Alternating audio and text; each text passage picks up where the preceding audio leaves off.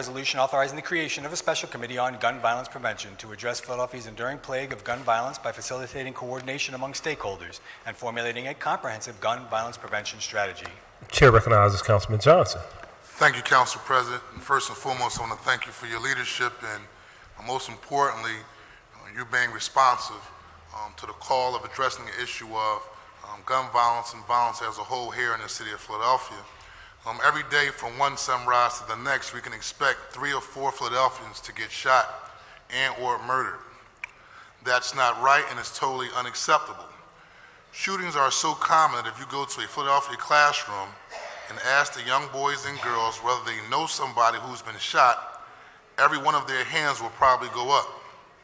I know because I have visited classrooms and recreation centers and asked that question.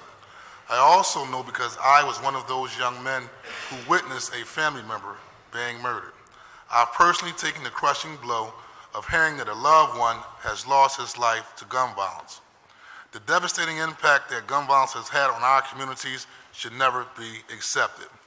We have focused our attention and resources on many of the major problems of the city, but we have yet to do so specifically on the issue of gun violence. The special committee that this resolution established will dictate itself to 2 goals, neither of which has been ever undertaken here in the city of Philadelphia. First, to facilitate ongoing coordination by stakeholders across sectors and disciplines. Second, to formulate a comprehensive, citywide strategic plan for gun violence and prevention.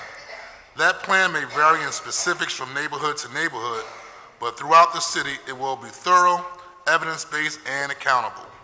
The committee's first order of business will be to develop preliminary action items along with deadlines for those action items. I'm going to recognize my primary co-sponsors, first and foremost you, Council President Darrell Clark, Chairman of the Committee on Public Safety, Councilman Curtis Jones, for their support, as well as the Kinney administration for being a key partner in this undertaking.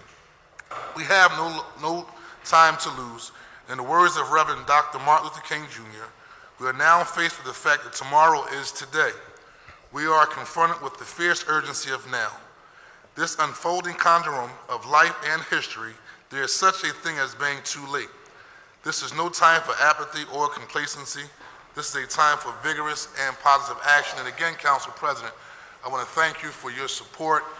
Our late night talks about how this issue needs to be aggressively addressed, not only now, but for the long term. If we're ever going to be a great city, that means we need to make sure that our young people are safe, our neighborhoods are safe. We need not turn on the television in the evening and listen to a mother cry out for help because her 2-year-old son was shot 4 times, and individuals who shot this young child hasn't even been apprehended yet. And so we're going to stay on this issue until we get some level of resolve. Thank you very much, Council President. Thank you, Councilman, and thank you for your continued due diligence on this very, very crucial issue. That will be on next week's final passage calendar. Chair recognizes Councilwoman